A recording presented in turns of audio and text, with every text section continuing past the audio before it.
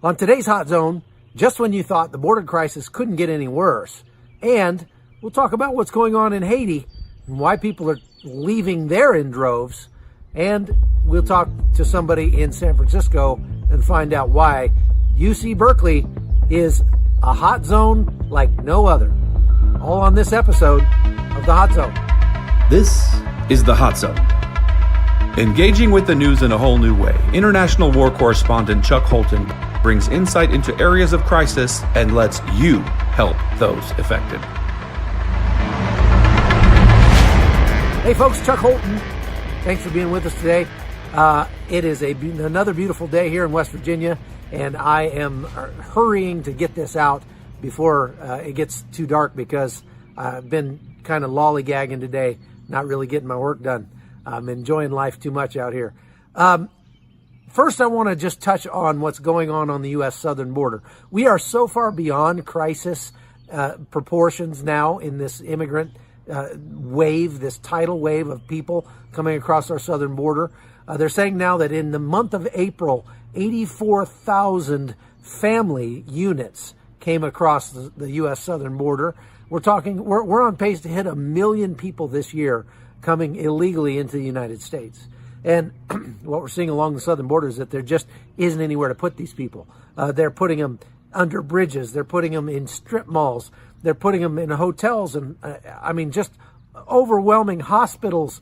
And they just don't have the resources to deal with this many people. But one of the reasons that so many people are coming right now is because the migrants understand what's going on in American politics. They understand that Donald Trump wants to secure the border by building a wall. And they understand that if he's ever able to build a wall, that the party's over. It's going to be much, much more difficult to get in. But they also know that the Democrats are steadfastly denying Donald Trump everything he wants in the way of stopping this migration crisis. And they're doing that. You have to ask why. Why would they do something like that? Why would they want so many undocumented people coming across our borders? Well, it just makes sense that they're coming across, or they're allowing these people to come across. They want them to come in because they want to get more votes. And they know that people from Latin America, by and large, are going to vote Democrat, and they're going to vote on the left side of the spectrum. These people, many of them are coming from countries that are more socialist leaning. And so they believe that it's a government's job to provide for you, to give you everything you need from cradle to grave. As I was in Panama last week and I was talking to these migrants walking through the Darien jungle, many of them from Africa, that what they were doing was they were complaining about the conditions in a camp in a place they came to illegally, that they had no business being there. They had no right to be there. And they were saying, they don't even give us pillows. They don't even give us hot water. The food is terrible here. They were complaining about the conditions in the camp. Now, were the conditions great? No. But do you have anything to complain about if you came in illegally, if you have no right to be there? No, you're just lucky they don't shoot you.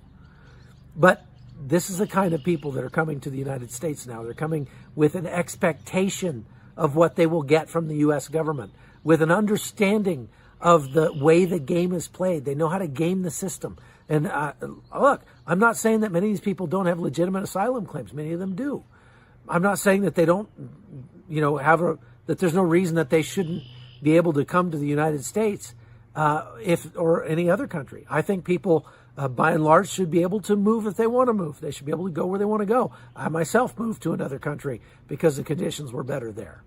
But in reality, the fact that these people are coming and they're not following the legal procedure, they're coming in specifically to the United States because they know they can get lots of benefits from the government. They can get lots of free stuff. It's like winning the lottery. And now we find that many of these migrants are paying for their journey with money that's been sent to them by other illegal immigrants who are already in the United States. Take a look at this.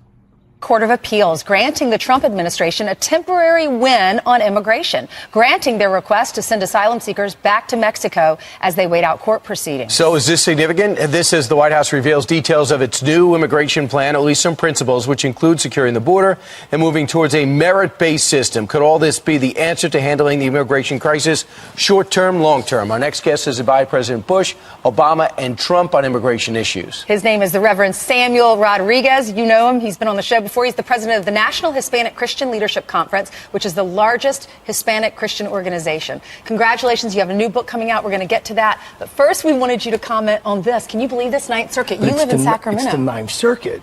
So, Dorothy, we're not in Kansas anymore. And I'm a preacher committed to, the faith in Christ and miracles, right? It's a miracle, man. The Ninth Circuit. This puts the onus on Mexico. And if you think for a second that Mexico is going to tolerate tens of thousands of individuals in its northern border in perpetuity, you're completely mistaken. You're going to see Mexico crack down and address some of the caravans that are coming up to our southern border. He's also telling his asylum officers to get tougher with applicants. He's also letting deputies detain immigrants on behalf of ICE, subverting sanctuary laws. So he's trying to get something done today. But we should. It's morally reprehensible. This is egregious. I mean, so help us God.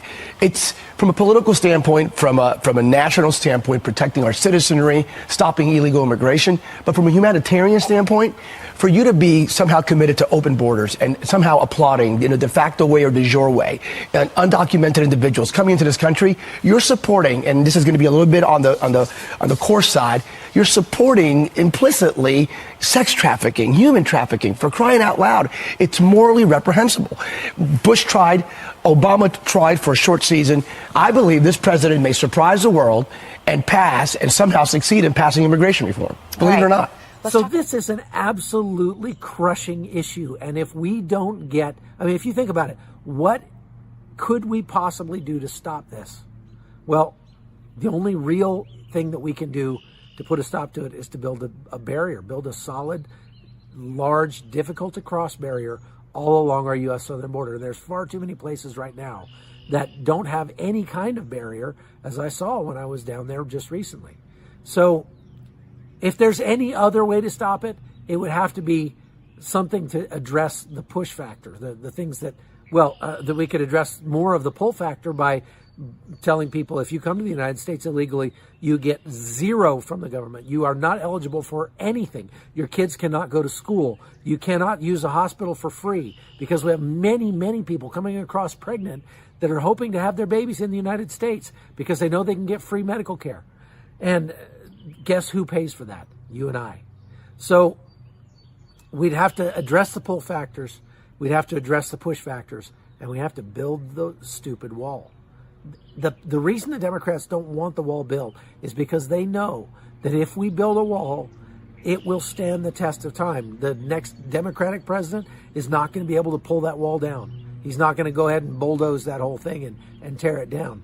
If we get the wall built, the wall will stay, and it will continue to stop drug trafficking, human trafficking, illegal migration for decades and indeed probably centuries to come. So it is very, very important to get that wall built. Now, I want to go on and talk a little bit about Haiti. I had Drew Paisler on the show a while back. He was there in that ambush where the group of missionaries were ambushed, and Doug Burbella was shot in the neck and miraculously survived. Well, I was able to go and meet with the entire group who was there and interview them, and I got to interview Doug Burbella. Now, that's all coming up on a new CBN episode, a CBN 700 Club episode shortly. I'm going to make a package about it. I'm in the middle of doing that. But because you guys listen to the Hot Zone, you get to see a sneak preview of some of what's going to be on that package on the 700 Club. Check this out. And the men were running after us. I could see out the front window there was two guys with guns, and they lifted up the guns, pointed them right at us, which I'd never had happen before in my life, and they started shooting. I really wasn't paying much attention to anything going along this side of the road. We were talking inside of the truck, and all of a sudden there's a roadblock. And that still didn't bother me too much, because we've seen those a lot of times. And they would want money, we would give them money, and we would continue. But this was different because the truck was just totally swarmed with men, with guns and weapons. You know, the same roads we went on last time, but this time when we came to this one small village, we came around a corner and all of a sudden, here the road's blocked off, there's burning tires, there's debris, there's this mass crowd of 100, 120 people there, well armed with guns. And as we started approaching, they started firing these guns up in the air. And I'll be perfectly truthful, at that moment I thought, we're going to die. We thought that they were going to execute everybody. So we started reversing, and Doug's yelling, go, go, go. And as I'm going, that's when we started hearing the guns fire that were being pointed at us. And we could hear the bullets hitting the front of the vehicle. The chaos ensued. It was people that were beating on the windows trying to get in and not being able to communicate. Our hope was in, Pastor Etienne, the Haitian pastor that was with us, to try to communicate to these people. There's one man standing there with his gun, and he has 2 white lines down his cheek and to his chin. And it reminded me of voodoo. And I could see that there was a motorcycle next to us, and they had a machine gun, and the window blew out behind my head. And a couple seconds after that, I heard Doug yell, "I'm dying, I've been hit." The next thing I know, I'm looking down on my body, and I see my arms shaking like this, just quivering. And I said, wow, this isn't good. I've been shot, and since I'm above my body, I take it that I'm dead. But I got to warn my friends that I've been shot because they're still trying to get away. So I started screaming, I'm dead. Look back, I'm dead. And they couldn't hear me, so I figured it out. I said, okay, I'm in a spiritual realm now. I'm in a different dimension altogether. So I said, the only one that's going to listen to me now is God. So I stopped, and I said, I better start praying. So I said, Father God, I have a wife and a son that need me, and I love them dearly. And I said, I don't like that this is my time to leave right now. I said, I got a lot of miles left on my sneakers. I said, I got a lot of things to accomplish for your kingdom. I said, I got to keep taking Jesus. I said, I've been doing this for decades, and I'll keep on doing it. I will keep telling the world about Jesus. And as soon as I finished saying that, I settled right back in my body and cut my arms. Wow, I'm back. So then I immediately looked out the window to my left, and there's 3 guys aiming their guns at me. Doug had so much blood on him, we thought that he had been shot through the vitals, but we couldn't do anything because he physically couldn't move. I mean, you could not move in the vehicle. And, during the course of the trip back, Doug was fading in and out. And at one point in time, he said, look, I'm not going to make it. Would somebody please record my last words? Go ahead.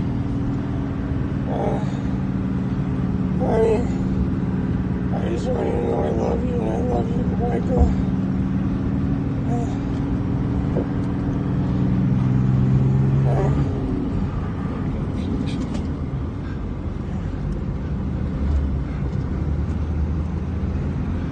Michael, I want you to be a pilot. Don't ever give up that dream. Live for the Lord. I love you. I love you both dearly. I didn't say much, but I just felt I had to say something and encourage my son, especially to live for the Lord. That was what I wanted to tell him. Most important is live for the Lord. So now, ladies and gentlemen, I just want to go and talk a little bit about a hot zone that you might not have considered right here in the United States, and that is San Francisco, California. I went out there last August, maybe, something like that, and just was absolutely blown away by the just open depravity that you see all around you when you go to San Francisco. But I talked to a young man who's a Republican in California. Now, they haven't outlawed being Republican yet, but that may be coming very shortly. And it's obviously not easy being a conservative in a place like San Francisco. So I wanted to know what it's like to be a conservative in the most liberal city in America, here in San Francisco. So I figured probably the best place to do that would be to talk to some Republicans. So I looked up the office of the Republican Party here, and this is the address that's listed.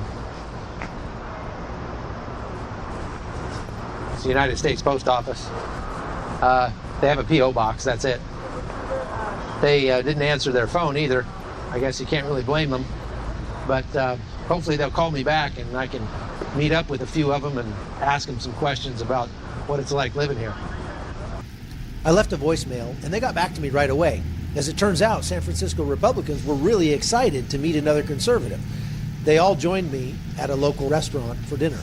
I am Nicole Garay. I'm the vice chair of the County Republican Party. I am a student at the University of San Francisco, and I have my own small business, which is a dog walking company. In my work as a dog walker with my dog walking company, I walk on the streets of San Francisco every day and see the negative effects, which has led me to become such a avid volunteer in the San Francisco Republican Party, which I love doing, and that it's seriously time for change, and that electing another Democrat is not going to fix the problem because they all share the same beliefs. There was actually a point in time where I was working at a preschool, and the preschool has a park outside, but you're in the middle of the city, so of course, naturally, every morning you have to go outside and you have to check for weed, you have to check for heroin needles. There is sort of this term called closet conservative. And here in the Bay Area, where the LGBTQ community is so prevalent, it's actually more difficult, in my opinion, to come out as conservative than it is to come out as LGBTQ. Being in the Bay Area, it's very difficult. Particularly, I go to a historically all-women's college. And so you have definitely a large LGBTQ presence, an incredibly liberal presence. And it's pretty much committing social as well as academic suicide to state that you're a conservative in any capacity. For us, with the last couple mayors, we haven't had a voice in City Hall. We tried, say, hey, talk to us, bring us in. And no way. And they legislate basically based on their extreme left-wing ideology, and common sense or best practices, for the most part, are not part of the equation. I feel it's a travesty that our Second Amendment rights are being infringed upon, that San Francisco is working hard and the state is working hard to take away our freedoms. I mean, it's almost like a ruling class or an elitist class where the hypocrisy is just too much to bear at this point for me. I've been in the private sector for a couple decades, and now I want to move forward to go against this travesty, and I believe it's fine for them, of course, to defend themselves, but it's wrong to be hypocritical and go against the common person being able to have their Second Amendment rights and freedoms and defend themselves and their families. Serving overseas, and going through what everyone goes through in service, and having people look down upon you, or you're kind of considered an outcast, and sometimes it's hard enough adjusting from service to civilian life anyways, and you're amongst these people who pride themselves of being progressive and open, but they're only progressive and open if your ideology or how you act or your history aligns with theirs or their narrative. I had a former supervisor go on these crazy Facebook diatribes on my Facebook page, spouting anti-gun, anti-veteran stuff, and she said something to the effect of, I don't understand why, or actually it started with, it's alarming being in the same room as colleagues who've served overseas, and you think to yourself, well, just a couple years ago, he was out in Iraq and killing people, and now he's in front of a computer. It's like... So that's all I've got for you today, folks. Thanks for watching The Hot Zone. I look forward to seeing you again tomorrow. Please like and share the podcast, and go to OpsLens TV to watch the podcast, because we got to thank those guys for giving us the exposure. And there's a lot of great shows on OpsLens that you can watch as well. So check that out. Thanks again. I'm Chuck Holton, and you've been watching The Hot Zone. The Hot Zone is produced by Amy Holton and Livefire Media. Copyright 2019.